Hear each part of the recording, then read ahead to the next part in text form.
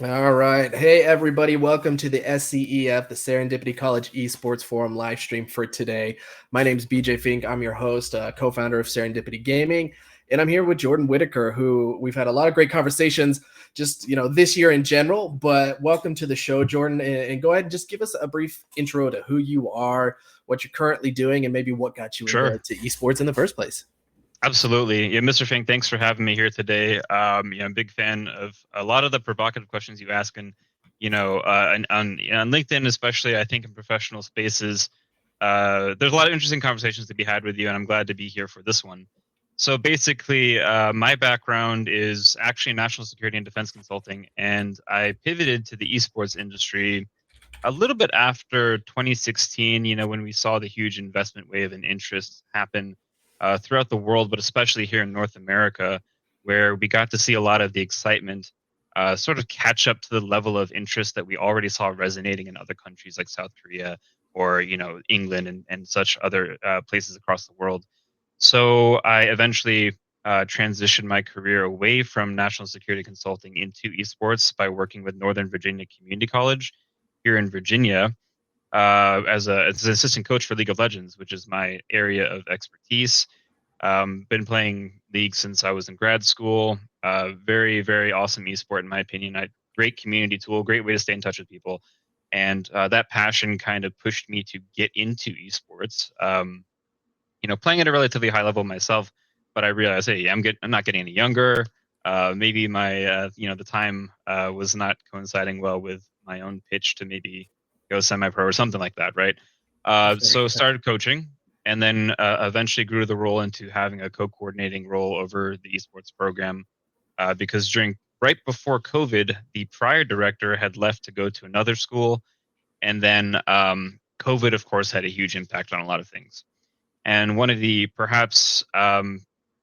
few benefits that certain people got to see, including myself, was that there was a need for schools like Syracuse University, who reached out to me to develop online learning materials, because that became more of a necessity, right? Yeah. Adaptable learning solutions, being able to have education online and get it from people who are versed in these spaces. So was developing education content for Syracuse since 2021, and teaching online classes, and actually leveraged that to work with George Mason University here in Virginia in person to do teaching in esports. I developed a couple classes, teach those, and helped create the minor in esports management here at George Mason University. Right on. And do you think, because obviously online learning has not gone anywhere. Do you think that pace has just been accelerated because of esports, or that esports was really accelerated maybe because of online learning? Yeah, that's an interesting question. So from my perspective, one of the interesting things that we always see with anything related to esports is that people who gravitate toward esports do tend to be people who are gamers themselves, right? So perhaps they might already be inclined to these like tech spaces, something like um, asynchronous classes and learning modules online are really not unfamiliar to gamers themselves. So Right. the ability to access online education is something that's actually quite appealing. We've seen a lot of schools have full-on online learning programs and platforms to enable that. And gamers themselves, they've been live streaming, they've been screen sharing with their friends in Discord, they've been presenting their love of things like um, Genshin Impact or something with each other. Yeah. Right. Right. I've seen young folks actually engage in these uh, surprising educational exchange through gaming and in this technical space. So I think online learning uh, was just kind of native to gamers, and I think it kind of has like a positive feedback cycle where it's like, oh, a gamer sees, hey, I have the opportunity to take this class online. I don't really want to drive to this campus and do X, Y, Z. They'd much rather be at home. And for a lot of young folks who had a lot of school disrupted by the changes during the pandemic, Sure. um, they're comfortable with that medium. And so I just think it sort of is something that people naturally gravitate toward nowadays. In the same way, we think about a lot of people after COVID, when they were very doom and gloom about having to return to the office, right? Yeah, Oh no, right, right. my hybrid work state. And now people are saying, turns out we never needed to be in the office. So, Yeah, like you said, I don't think online learning is going anywhere. sure. That makes sense. And there's always this like dualistic approach of like, well, hey, we need to get these gamers out of their rooms and maybe into a classroom and kind of, do you see learning, because we have online learning and in-class learning, do you see more of a hybrid approach these days at all? Like, have you seen, hey, 3 days a week we're online, a couple days we're in the classroom, especially maybe at a university environment? Yeah, yeah. That's a good question because George Mason University is the largest public institution here in Virginia, right? We have over 40,000 students, and everybody has a different preference. We're serving Mhm. veterans communities. I also work for Northern Virginia Community College, and I can tell you, in both of these institutions that share a lot of people over the years, a lot of people from Nova go to GMU. Naturally, as a transition through advanced programs and counting credits from Northern Virginia Community College, a lot of Sure. these people, yeah, a lot of folks nowadays, the economy's tough. They have jobs on the side. They've got some kind of side hustle. They have a certain preference for how their lifestyle and work life balance should manifest in their weekly routines. So we do see a lot of folks who actually prefer to have some kind of hybrid setup, and Yeah, the many of the cases that I've seen people prefer to be in person are when they're doing things that are more concrete, right? Maybe they have a lab that's based on a hard science, or maybe they're doing something like esports sure. where they actually want to be and around other people in the community. Just like showing up at a convention is always exciting to be among people that are interested in the same subject as you are. Right, Those classes, right. yeah, those classes where there's something stimulating for young folks that they kind of share a more active passion and interest in learning. I think that those in-class experiences are what they're more, they lean toward. Yeah, definitely. There's always, it's true, kind of, what you said, right? There's, like, I was initially going to be an archaeologist. That was what I was going to be. Right. We've all got these things we were going to do before esports, the pre-esports era. Yeah, And like I was doing some of the archaeology online, like the research, the studies portion, the academic portion, then we do like, field work.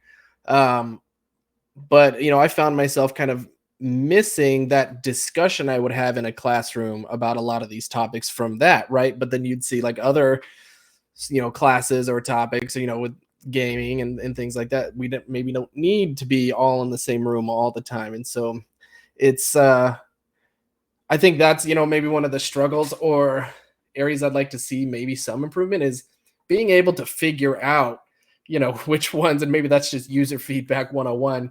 Should yeah, we do this one in person, or is this one better online? yeah. No, funny thing is, like, when you were talking about that, I was thinking of, Dead Poet Society. Do I really need to Yeah, have some, or philosophy? Do I need somebody? Do I need to read Plato in a classroom with people and have a professor standing on a table? Not necessarily. right. Um, but if it is something like the stuff that we do or are interested in, like esports, my goodness, we're going to organize local area network, land Yeah, tournaments right. and gaming events. Arcane just came out. Of course, there's going to be some kind of watch party or a lot of discussion on things like that because it is part of the culture. Yeah, man, that stuff like that in person, just a different experience. Yeah, for sure.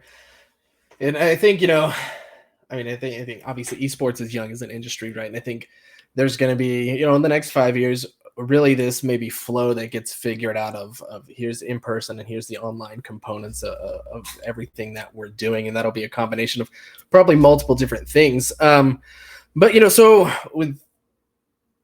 with everything that you've kind of, with your background and things like that, what was there one kind of particular moment where you were like, look, I'm in esports, I like this stuff, but like we should probably do curriculum, or what was that, like I should write a curriculum or develop it? What was kind of that moment that brought you into that?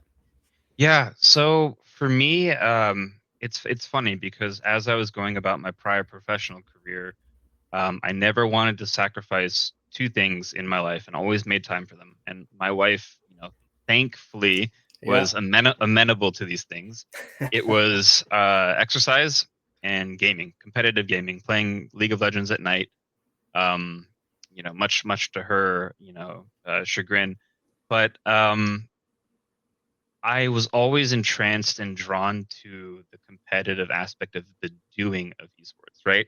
I Mm, think as somebody who played a lot of sports growing up, as you get older, you get into your professional careers, we seek out things like recreational leagues. We seek out things like sure. flag football, yeah, softball, and esports is actually a huge way to manifest that social dynamic, but also the competitive nature and the teamwork, the camaraderie we missed having coaches having oh man, look at that one play you did.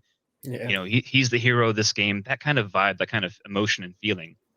And it wasn't until Syracuse reached out to me. Yeah, I was fortunate to be, still in contact with one of the deans at the College of Professional Studies at Yeah. Syracuse, who was tasked with quite literally developing online learning programs exclusively, no in-person stuff. And I hadn't thought about academia in that sense. I was working in it. I was coaching. I was helping manage programs. I was helping do tryouts. You know, put out little articles about, hey, look at this performance we did. And Northern Virginia Community College, like, people might downplay experience of winning national championships at the junior college level, but it was really cool. We got a Yeah. congratulatory No. letter from yeah, we got a congratulatory letter from the governor of Virginia, and I was putting these Which pieces and that doesn't happen in every state, right? The it really governors may not doesn't. even, yeah. So Yeah, that's it cool. exactly, and it doesn't happen often. And I understand that maybe not everybody's gung ho on esports, but I was sharing these things in my social media network anyway. LinkedIn, Facebook, Hmm. Instagram, you name it.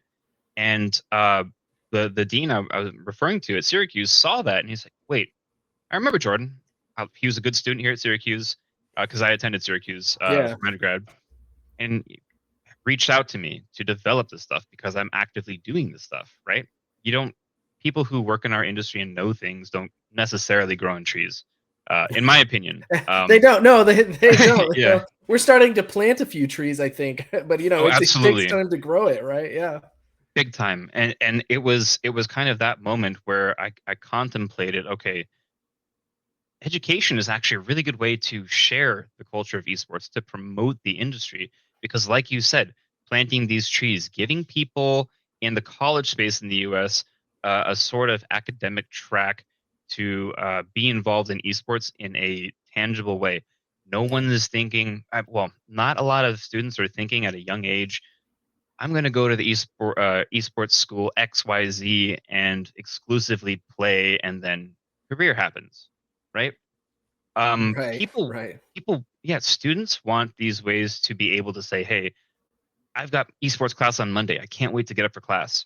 I've had students tell me that, like literally, "Oh, I wouldn't show up to any Yeah. other nine. I wouldn't show up to any other 9 a.m. class on time, but it's your class." You know what I mean? Truth be told, no, seriously. And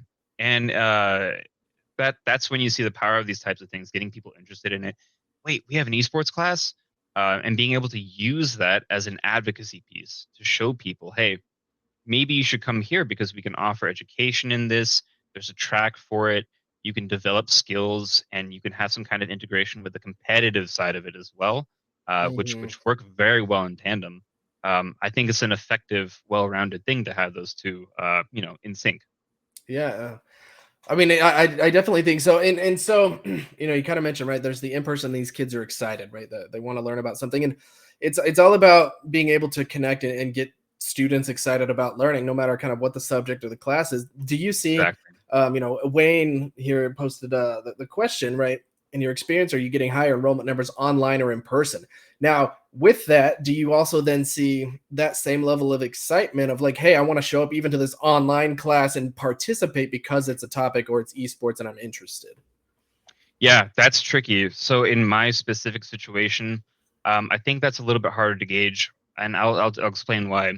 For Syracuse, I teach a couple classes in a multiplayer game design program. Okay, that's one way you can integrate esports as a game design approach, of course, Sure. right? Sure. And a lot of schools just sort of lump that language together. Oh, esports and gaming. Surely you want to make games, right?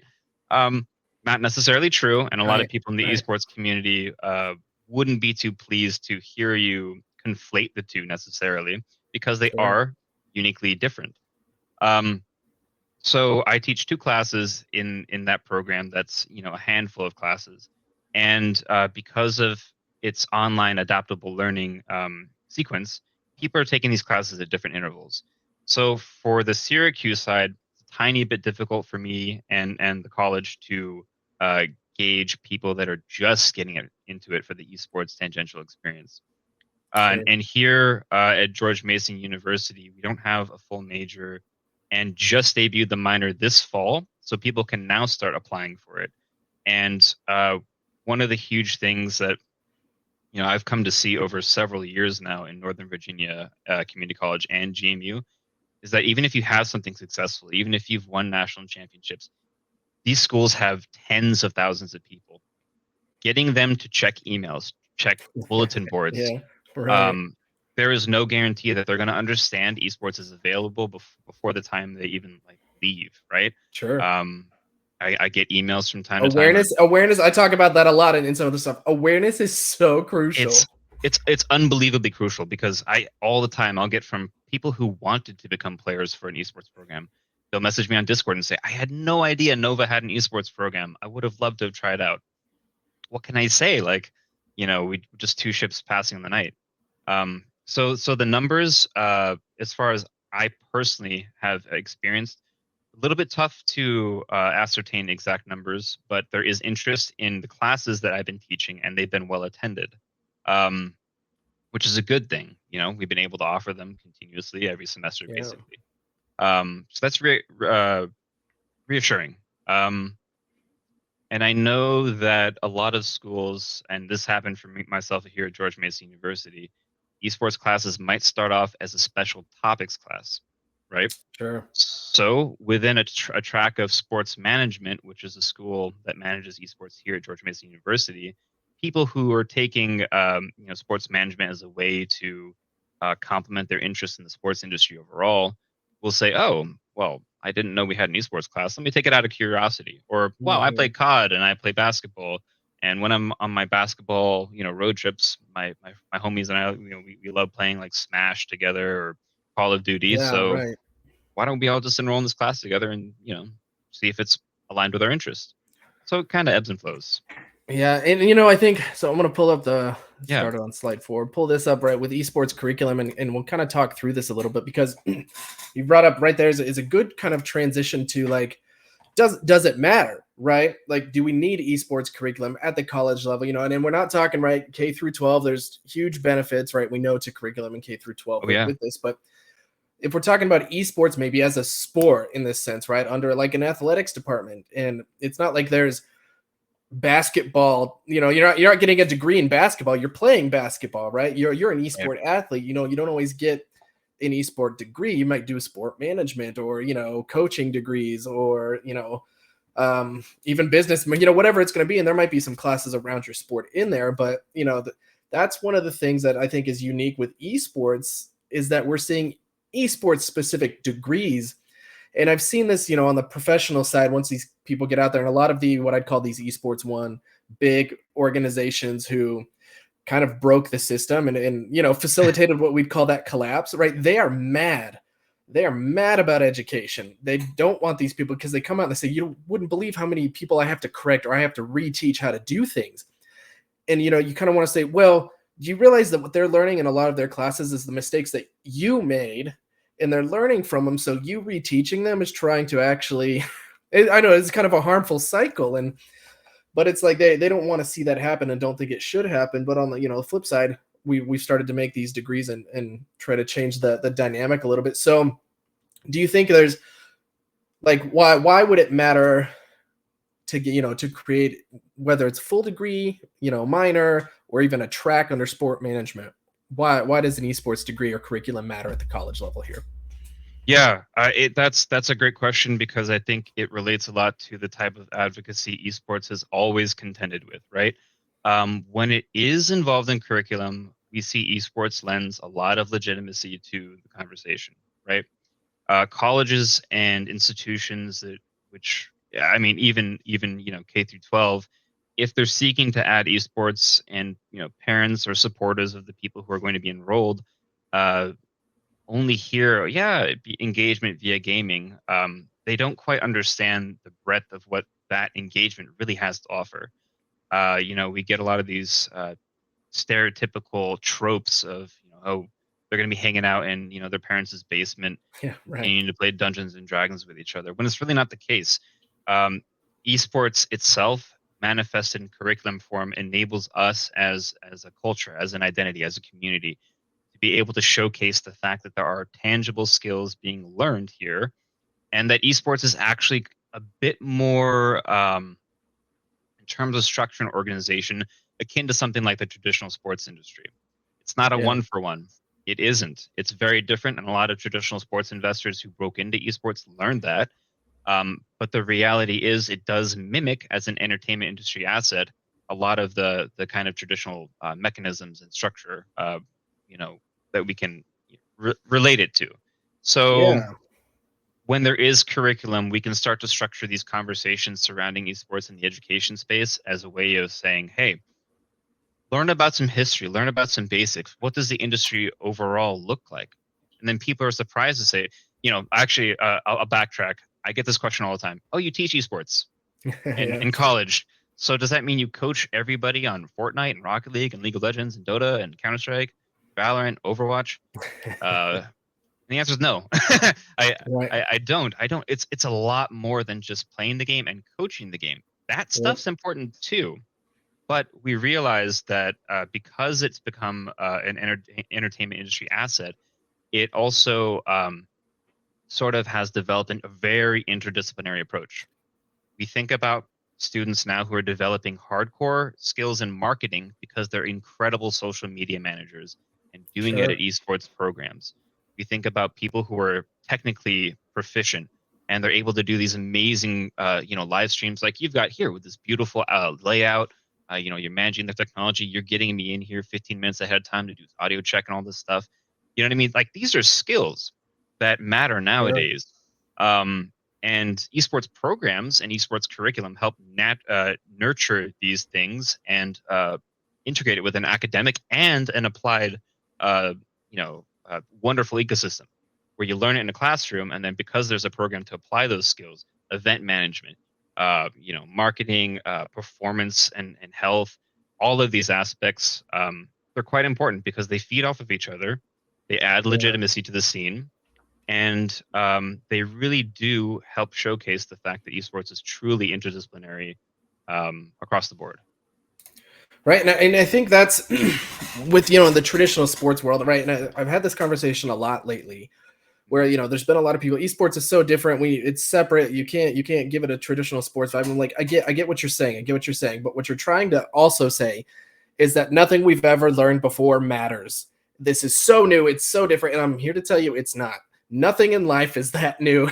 Like, you can learn from all this. And so, it's like in the beginning with traditional sports. They had to put them eventually in colleges to compete, and then they built curriculum and educational practices around it. It's why we do youth sports camps and things, because they're learning skills around the sport, not just the sport, right? They're learning these different Right. things, these facets to grow and become better people, learn different things, and it's going to help them in their careers later on, right? And so Paul asked us this question here too, where it's he says, as a pioneer, Jordan, in college esports academia, what's the most important step forward or bridge that will secure the future of esports in college athletics? And Ooh. do you think that centers around curriculum, or do you think that centers around something else? Yeah. Oh, that's a tough one. First of all, I'm not a pioneer. Actually, every single class, I'm not joking. In every cohort I teach, the first thing I say is I don't believe there's a true expert in esports, and I mean that. Um, Esports is so huge. There are so many skills involved. I don't know. I don't know a lot of them. Trust me.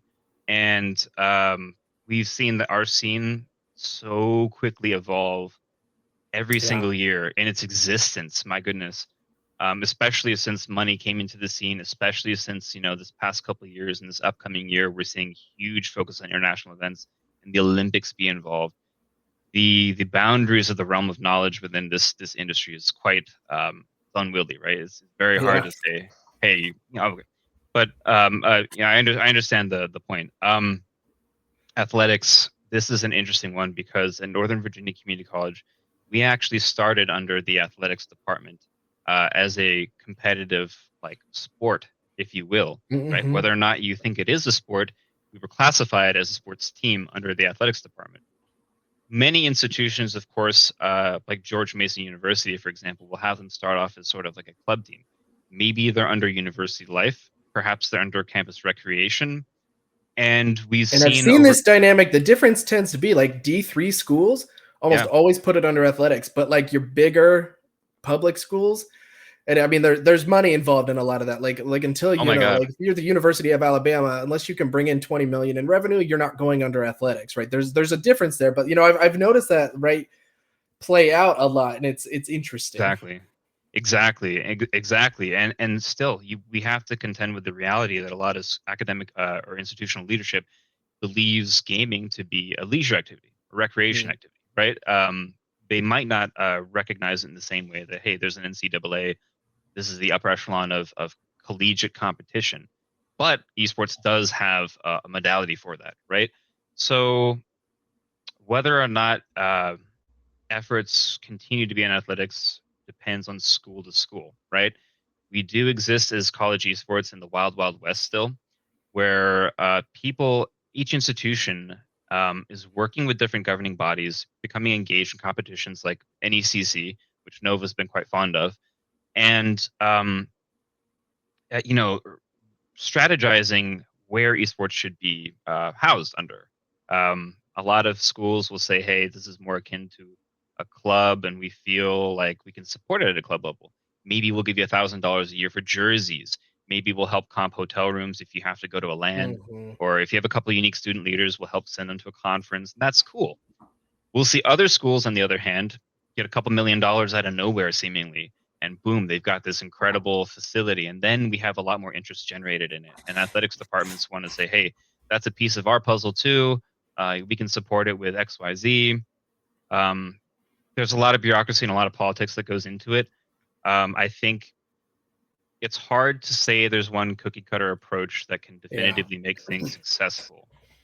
Every I mean, school, and I wouldn't say that for traditional sports either at any institution, that's right? true. Every it's all organized differently. And I think that's maybe a misconception is that there is. And so when people call, like I say on my thing, right? On my LinkedIn, I'm like, look, I'm a college esports expert. And what I mean by that is Right. I've been in a higher ed environment. I understand how that works and how esports works and how to transition them together, right? And that's going to look uniquely different Yeah. everywhere. Yeah. I just all you have to do is go school to school and have conversations with people in the esports program who get support directly from the president of the institution and schools who Yeah. don't. And then you'll see Yeah. the that, every environment is so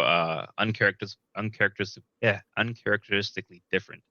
Um, yeah, it's hard to say that there's one definitive way for sure. But the one thing that is for sure is, and this is across the board for all esports programs, is the more content you can produce and the better quality it is, and the more that you show students are engaged in tangible skill development, you will be noticed. And I think making noise is a huge part of the game in the college space. Yeah, and I mean, and curriculum can help with that, obviously, right? You're Absolutely. creating this content and these standards around something, this structure, and that's we all say esports really needs structure. Curriculum can do that. So, Absolutely. and Brendan asked here, what text would you maybe recommend, or if there are any for esports league operations, esports marketing, fan engagement, and things. And on that note, right, if there's text you'd recommend, but is there also, or maybe this is dependent again because every school is different, would you recommend Yeah. trying to launch full degrees versus a track or certifications? Um, okay. So this loaded question. I'm not going to promote books from people because I know some of the folks, and there's an element of competition when it comes to published works in some way. It's However, I like will these competitive gamers want to be competitive in authorship too. Yeah. I will say I didn't find me personally when I was researching and creating like my content for classes, I didn't rely necessarily on textbooks because there's many different approaches and people like to emphasize different things.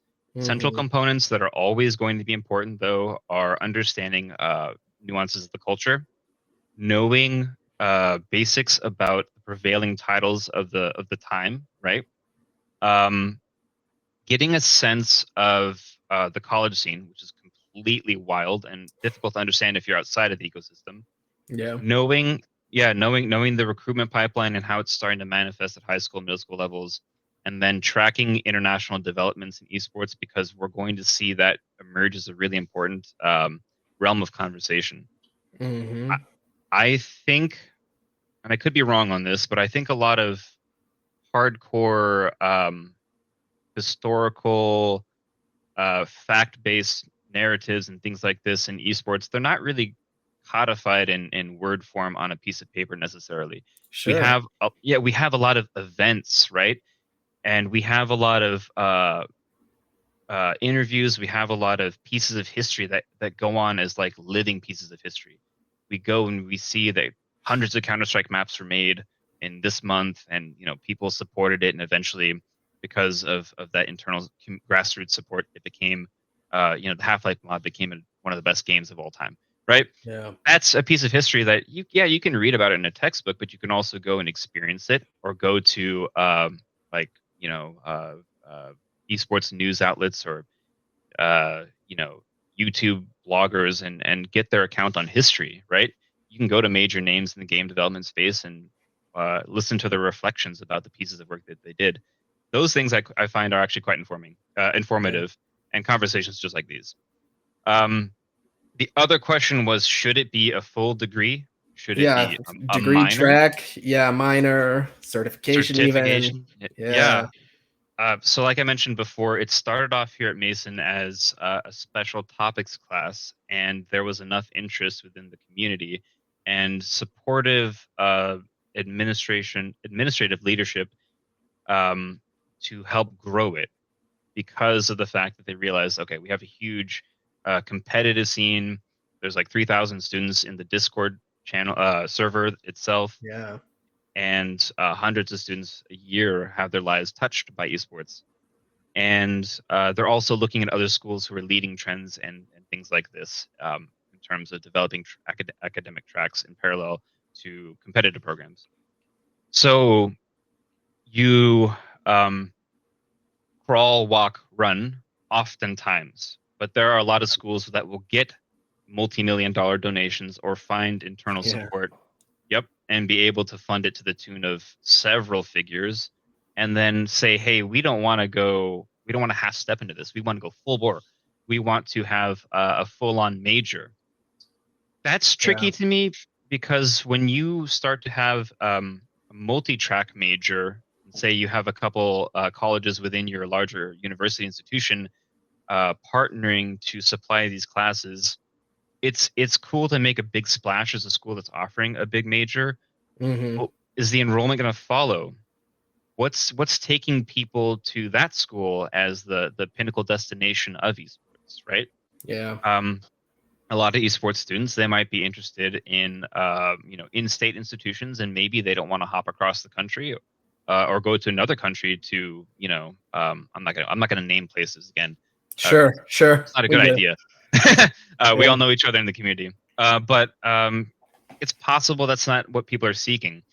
And when I was at the Esports World Cup in Riyadh this past summer, the question was posed to me actually a couple times, and it got me thinking, because I had this perspective the entire time that we need a major, we need a major. Yeah. Maybe you don't, Maybe you do. because yeah, maybe you don't, because maybe people want to self-filter. Maybe they want more electives. Maybe they want to go into a specific work stream within esports. Maybe Mm-hmm. they're all about live streaming and broadcasts. Maybe they don't like event management aspects that stray beyond technical production. You know what I mean? Right. Right. Are you going to force a coach who wants to gain leadership skills and other tangible skills to do the marketing pitch for sponsors? Right. Maybe I not. mean, it's different, isn't it? It's like look, I have my graduate degrees in organizational management, Well, there not you go. business administration, and I did that on purpose, right? I need to know about business administration, but I'm much more focused on leadership development, team dynamics, right? Which helps in esports, obviously, because there is no structure as a whole, Yeah. right? So, but I didn't, I need to know about, but I'm not interested in just, accounting and on all the finance and I know some marketing, but that's not my biggest, thing. Mine is team dynamics, people focused, right? And so The science of organizational management was much more intriguing to me than something like business administration or something like that. And so, right, that's to that point, I don't want to do production in esports. I need to know it exists and kind of know some peripherals around that, but maybe that's not what I'm going for.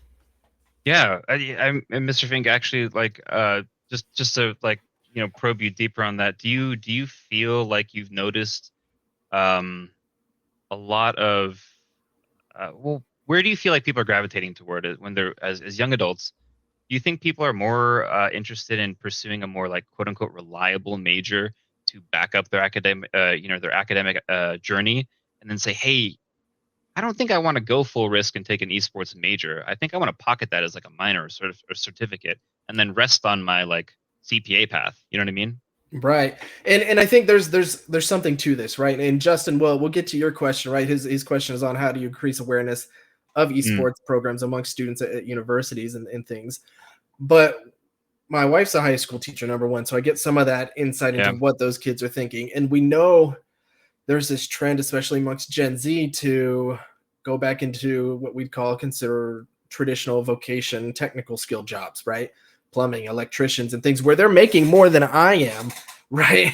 Like they're concerned with a salary that can, because the world, the economy, everything they see, and since they have been born, has fluctuated so drastically year to year that they like, I just need something that's going to bring in money. And then my side hustle can be my influencer job on social media where I do the thing that I like and it brings me joy, right? So we're seeing a switch in this dynamic. And I think with universities, guys, pay attention to this because the enrollment cliff is here, right? That's happening. And you need to prepare because students will want to do something that's safe. They will want access to interesting courses, but they will want a degree, and parents are going to push this too with those kids, right? And we all know parents, I mean, that's the pocketbook. Parents will want safe careers for their kids. Right. And so to have access to esports courses because they want to do that, but maybe to provide, they might choose to just do a marketing or graphic design type degree. And then try to get a job in esports as the industry stabilizes again or things like that. But it's a lot of the things out there about financial security, stability. And so risk taking is still, it exists, but they need to know that there's something to fall back on. Yeah. No, that I think that's a great point because look, if you're going to go into marketing for Johnson and Johnson and you come out of college with a degree that's more generalist and can be applied to that space, then great. If you're showing up, if I'm putting myself into as a resume reviewer's seat and I see, oh, you were an esports major with a specialization in esports marketing, how's that going to translate, right? Yeah, it's easier to tell somebody I have a marketing degree and an esports emphasis than it is to say I have an esports degree and I understand some marketing, right? Because awareness, right? And this kind of to Justin's question on awareness on university campuses as a whole, awareness to the world. Like Saudi Arabia didn't market to the US for the World Cup because I imagine somebody over there kind of knew the general public here is not aware. So it's those dollars are not going to be well spent, right? Even if you have a university esports program, that house that's on the edge of campus that somebody lives in, they don't know it exists, right? They don't even know what esports is. And so there's this issue of awareness. Yeah, and that alignment too, right? Fast forward maybe 10 years from now, maybe even more, then people will start to say, okay, you need a more like bona fide esports credential. Where I think probably for the next several years we can still show students can still rest more on experiences and demonstrating skills rather than say this is my degree in esports. Yeah, and I think my it translates to, I don't, because I've been thinking about this a lot, right? I love the idea of esports degrees, but I also like the idea of integrating esports into society in a way that's understandable, right? We don't have to reinvent the wheel. Like there's game design programs, but in those programs, not everybody wants to learn how to code a video game, right? Some people want to learn how to manage a game development team or do game narrative or just manage an organization, right? And so esports can fit in, and I think that's the beauty of esports. It can fit everywhere, a piece at a time, right? And it can integrate into society as a whole in a lot of different facets. It's so interdisciplinary. Absolutely. I agree. Yeah. So do you have, we'll get to Justin's question here. Do you have any advice on building awareness on a campus? Oh yeah. So awareness on campus, that's the tricky thing. One of the best ways that I've seen awareness be built in a post-COVID era is definitely on campus events. Big time for sure. You make a lot of noise, you do some kind of gaming competition. We do a thing at George Mason University called Game Mason. We'll get 1,500 or so attendees who are, many of them just walking by. They'll get these email circulations that have, showcase, hey, there's an event happening on campus. We'll partner with other entities within the school. Game Mason, for example, is in partnership with the game design program, the College of Visual and Performing Arts. A couple student orgs like esports and student involvement, which is under University Life. Boom, you're hitting a number of different spheres in which students are looking for the information, or they're passively Yeah. receiving that information, even if they don't want to. And that's so key right there. And I think so many Yeah, people underestimate this. When you have been hired as an esports director, a lot of the times there's a lot of administrations that don't understand what to look for in a director too. So if you've got questions on who to look for or what to look for, please ask us. We're all yeah. here to help in that regard because we want this to succeed. But a lot of these directors that come into this have a siloed approach. The number of directors I've talked to who haven't even talked with admissions, student life, advancement, right? Like, do not silo yourself into one little esports vertical. You've got to work with departments across campus to make this work. That's gospel. That's gospel. You absolutely cannot go into esports and tunnel vision silo yourself. You have to develop partnerships. You have to develop these ways of touching the rest of the communities, because you're just helping each other and you're building internal support in this at the same time. In a way, you're kind of exponentially increasing your own capacity to grow and get awareness, right? Yeah. So, for example, one of the things I'm trying to do here at George Mason University was I had a couple phenomenal people who are students of the athletics department. One person was a daughter of one of the athletics directors, and another was the basketball assistant here at George Mason University. They're both in my class, and they both had independent conversations with me about, you should do something with athletics. It'd be a great way to Yeah. engage someone. And so one of the things that I'd like to have planned is, check this out, Mr. Rink. I think you'll love this because, one, it's a marketing piece. Two, Yeah. it's awareness promotion via not only a marketing piece but also activation. And three, it's a great way to show that esports plays ball on campus, literally and There you figuratively. go. Five, Right. yeah, Right. yeah, 5v5 versus the men's basketball team, and say maybe the 5-person Valorant team, and we record it, and then we do 5v5 in a chosen esports game of choice. Everybody wins. We make it a funny Yeah. video. We put it on social media. The leadership of the institution, which prizes sports, sees that, oh my God, one, I love the fact that a basketball team's getting out in the community. And two, I love esports now. Yeah. We'll have, There's a reason professional sports teams across, all like whether it's baseball, football, soccer, basketball, like they've got esports and gaming wings now because that's an oh engagement yeah, factor. oh yeah. And I wouldn't be surprised if we end up losing to the basketball players themselves, because guess what? A lot of people who play sports are gamers. Yeah. But Yeah. everybody wins. It's a fun community piece, and you're showcasing the fact that you can produce all these things in house. We're not planning on using fancy cameras and Right. going the And that's I whatever. love that. That's Yeah. another piece of what I'd call gospel. You don't have to have the best of the best. Oh no. Leverage the Yeah. resources you have. Yeah. Institutions would be surprised. We have this issue all the time. I'm going to say we broadly, so nobody knows who I'm talking about. But that's the reality. I can go to any other department on campus and there would be a lack of awareness that we exist, or Yeah. that we can have some shared resources. I did a talk with a bunch of other doctors who are real professors. I'm just an adjunct faculty, right? But I did a talk at this club launch for health informatics and AI. It was the College of Health Studies, basically, right? I can't remember the exact name of the college. And you're like, why am I an esports speaker showing up at this event? Well, it's AI related and health Yeah. related. And if we want to take esports seriously and help support it in the future, we're going to have to pay attention to the health of the people who are competing, develop some kind of ways to track stuff, all of these integrations. So I was actually invited to come speak at it because they agreed about the overlap. And surprise, Yeah. the doctors there who have been doing studies on cancer, and research for other things are genuinely interested in esports. They just didn't know it was there. So Right. who knows? Maybe we'll get some cooperative studies together. I think Sports, you can, yeah. big So time, right? and there's just right. I think that's the beauty of curriculum in K through 12, right? There's kind of standards to follow, in the esports, molds to some of these standards, and in the college space, yeah, it's a very creative atmosphere to create, these esports curriculums and things. And so I want to make sure too we get to some of that stuff that you brought, the slides that you have. So if Oh, you want to totally. go ahead and Yeah. pull those up, share the screen, tell us Yeah.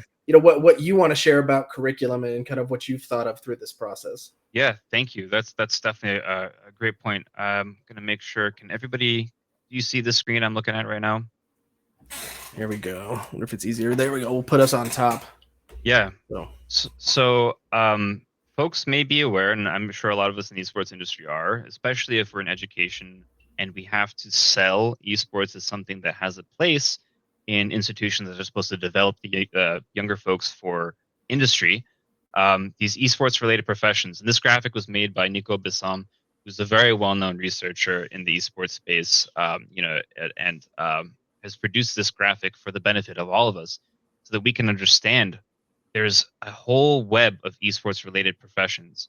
We're talking about folks who can go to school and get skills through curriculum and hands-on experience in competitive programs, working on things like being a streamer or their casting skills.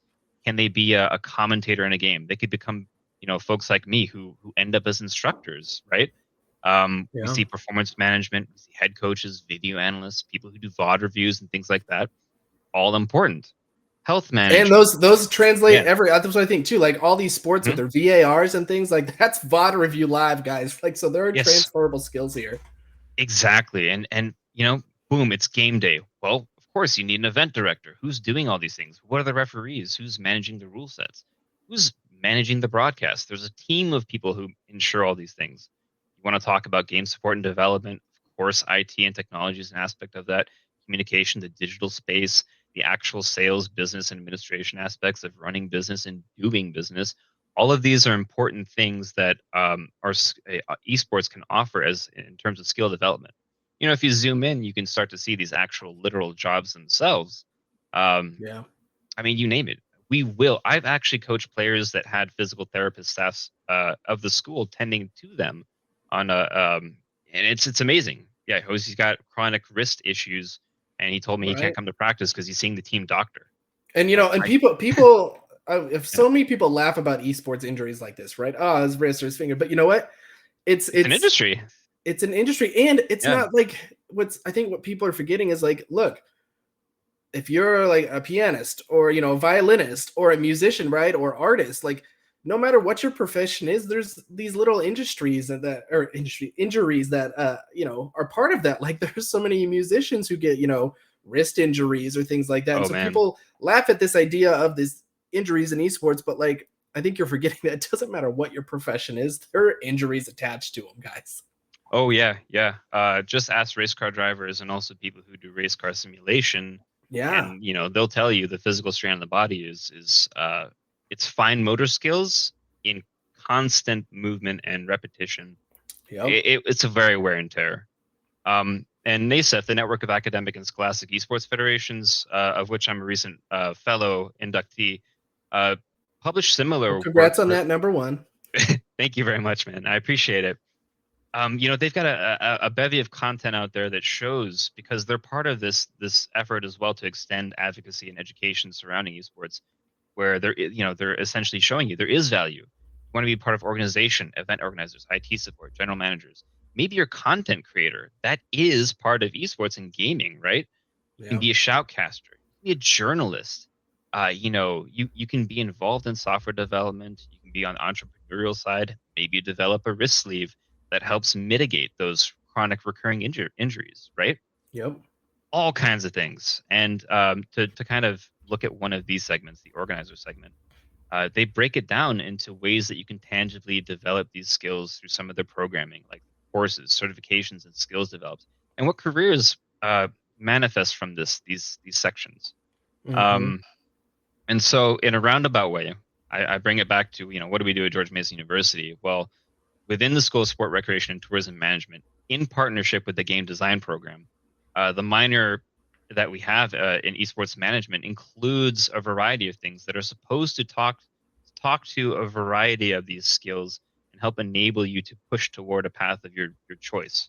So we Yeah. do have, yeah, so we do have things like sport marketing and sales, very more direct. Sport management overall, a bit more broad. Fundamentals of competitive gaming, a bit more broad. Event management, though, a bit more specific. And of course, there's electives in game design as well. Of course, esports doesn't mean you don't have to touch game design. You can. And Right. of Right. course, the ever important esports practicum. Put those skills to work and showcase skill development. Always important things for sure. But yeah, Yeah, that's all I've got absolutely. for the slides. Curriculum matters, and there's a lot of ways to do it because esports is so interdisciplinary. I mean, it really is, and that's I think when people are doing curriculum from K-12 through college and things like that, like it's interdisciplinary, and Yeah, that's the beauty of it. And that's just because the kids coming up live in such an interconnected world, an online versus IRL, as we we would say yeah, these days, right? There's whatever they do in their jobs going forward is going to be such a hybrid environment of all of this stuff that's where esports I think can really shine, is that it does promote this type of environment. You get used to working in this way, and so it crosses so many boundaries in that. And yeah, so I think right, one of the bottom lines I would probably tell people, right, when they're thinking about curriculum and maybe right where to start, yeah, and you can give your thoughts on this as well, is look, find out what makes your campus unique. Find out what's your goal. Number one, what's your goal with esports? What's your mission, your vision, and how does it align with university missions, right? hmm And decide from there, right? How can we approach curriculum? Do we have sport management, or do we have a coaching degree and we can put some classes under that, right? That's a lot of the times easier to get into than trying to create a full degree path, because regardless, it's got to be approved by an academic committee, right? And yeah, so you have to put it in terms that they can manage what's their workload. Like Brett Chapman, if you're watching, right? Shout out to you. He wrote most of it, but I helped him on a little bit on curriculum for a university and for a coursework. And the university denied the curriculum. They said it's great, but right now we're focusing on nursing, right? That's our big. We're building a whole nursing program. So it was literally just the capacity they had to think about something else, yeah. right? And so you've got to take those things into consideration where you're at. And so I think there's a lot to that. Big time. And every institution has a different appetite for where they are, and it's understandable, right? Because here we're in North America again. Uh, Depending on which state you're in, you could be in Yeah, North Carolina, where the state government is very gung ho about supporting esports to the tune of millions of dollars. Then yeah, having these conversations with leadership is much easier. You could be in a situation like a small school where the actual president of the institution also realizes, wow, it matters to my students here, and I care about my students, a very personal relationship with them. I host them at my president's house, and yeah, esports, let's do it. You could be a huge institution that has its focused on exactly like you're saying, nursing programs, engineering, funneling folks to go work for Amazon. And esports might fall down the list a little bit for them, unfortunately. But each school definitely does have its own approach. But always, you definitely want to find who your allies are, and then proceed to crawl, walk, run, for sure. love it. Yeah, definitely. I don't promote my personal radical consulting brand as it was, but the philosophy was kind of like that. It was radical stands for research, awareness, development, community, and leverage, right? It's kind of that same thing. Before you can walk or run, you got to crawl, guys. You got to do your research. You got to find out who the people are, what their level of knowledge in esports is, right? You have to build and meet people where they're at, and that's such an important lesson to learn for everything you're gonna do in life, Oh especially for yeah. esports, I think right now.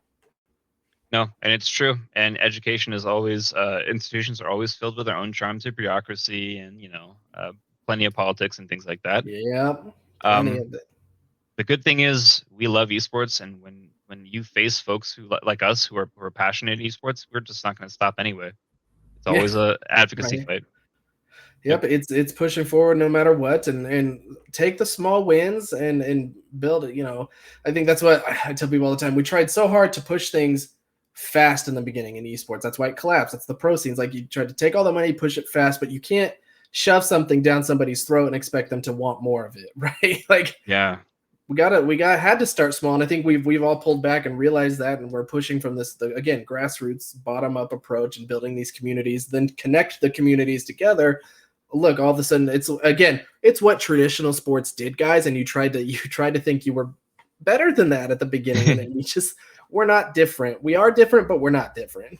Yeah, and gaming, just like traditional sports, like we've always depended on grassroots. We've always depended on community. Yeah. And don't be ashamed. You know, I like I mentioned before, I was always touting even the small wins out on social media and just trying to promote the fact that I'm proud that we had one small accomplishment. So even if you're taking one bite of the apple and the whole apple's still there, be celebrate that win, because showing the pride behind that and uniting students is a huge accomplishment as it is. And the more you get to showcase that to the community and the leadership, it just shows that you're actually making a difference, and that's what's important at the end of the day.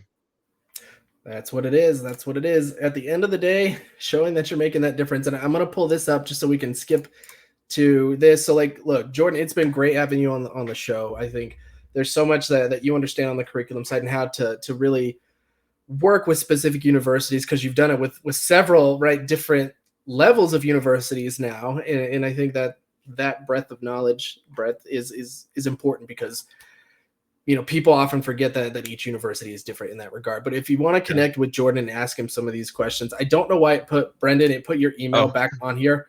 I took that off. That is hilarious. So it must not have saved, but Brendan, great on marketing. But if you want to connect with Jordan, that's super funny. Yeah, find me on LinkedIn, Discord, Northern Virginia Community College Esports here, Syracuse bio. I'm going to take Brendan's email off of here before I post the slide deck or send it to anybody. But if anybody wants this, let me know, and we'll make sure you get this and can connect with Jordan. Like all of us, we're all happy to talk with everybody as we go. And again, I'll shout out with Serendipity Gaming here. If you guys are looking for, no matter what the process, your level you're at with esports, if you're just starting, if you're ready to design a facility, you just need some advice on consulting. But every step of the process here, Serendipity Gaming is ready to help out, whether it's building custom shoutcasting desks, designing your facilities, talking you through managing, the organization, or where to find maybe possible grants, or even help writing a grant. There's so many things that we can help with, but that's kind of the point of Serendipity Gaming is, look, we'll help you find your niche. We want you to understand what's important about your university, your esports environment, and help you get there. And then thanks again, to the NECC partners in this. Coaches, if you need resources, we're always here for you in that regard. So please always ask. And we look forward to seeing really the value we can provide to everybody and to continue to push this community forward. But Jordan, again, thank you. Guys, if you have any questions for us, please reach out. We're always around. But that's about it for the show today. Thank you, Ms. Fink, and thanks everybody for watching. All right, guys. We'll see you next time.